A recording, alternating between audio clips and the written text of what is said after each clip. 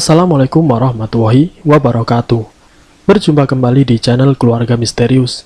Semoga kita dan kalian semua masih tetap selalu dalam lindungan Allah Subhanahu wa taala, diberikan kesehatan, dilancarkan rezekinya, dan dimudahkan dalam segala urusan apapun. Amin ya rabbal alamin.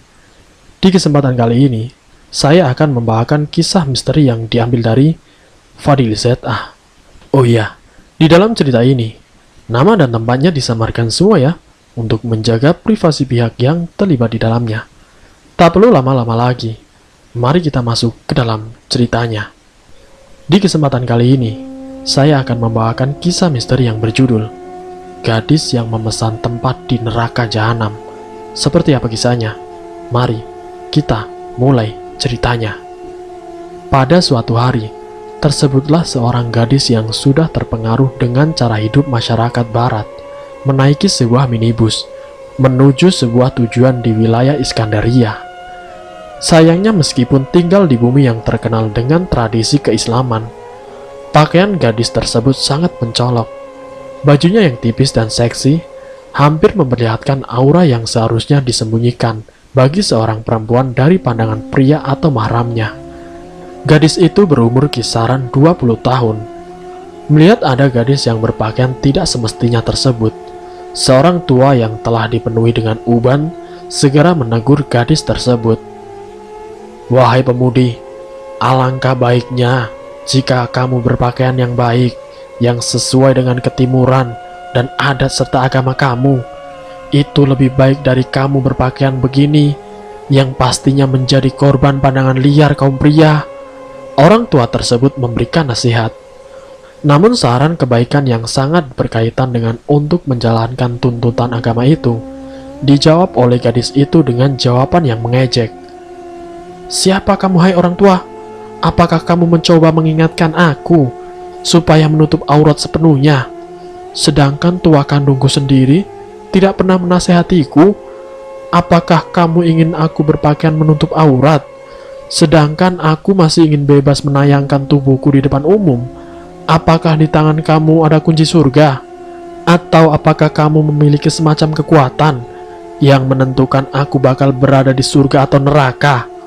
Jawab gadis tersebut. Setelah mengamburkan kata-kata yang sangat mengiris perasaan orang tua itu, gadis itu tertawa mengejek panjang. Tidak cukup hanya itu, si gadis lantas mencoba memberikan ponselnya kepada orang tua tadi sambil melafalkan kata-kata yang lebih dahsyat. "Jika Islam itu benar, tampakkan rumahku di neraka.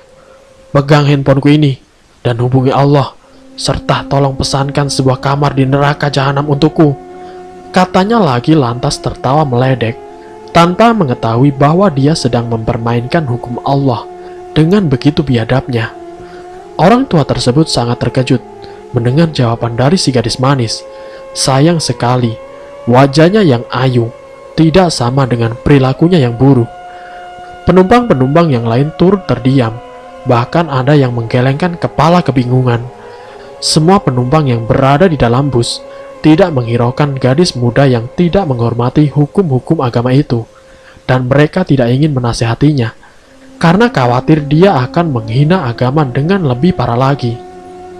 10 menit kemudian, bus pun tiba di halte pemberhentian terakhir.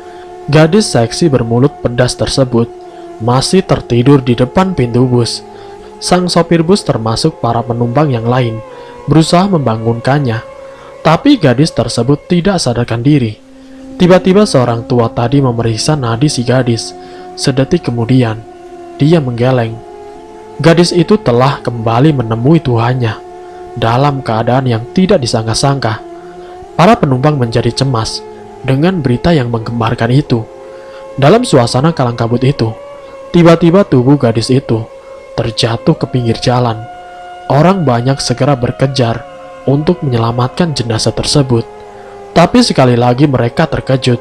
Sesuatu yang aneh menimpa jenazah yang terbujur kaku di jalan raya. Matanya menjadi hitam, seolah-olah dibakar api.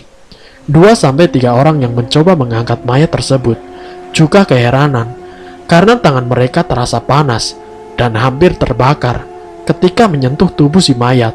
Akhirnya mereka pun memanggil pihak keamanan untuk membawa mayat itu. Inilah kisah ngeri yang memilukan yang menimpa gadis malang tersebut. Hasratnya untuk memesan sebuah kamar di neraka diijabahi oleh Allah. Nauzubillah min zalik. Sesungguhnya Allah itu maha besar. Sesungguhnya Allah maha berkuasa atas segala sesuatu.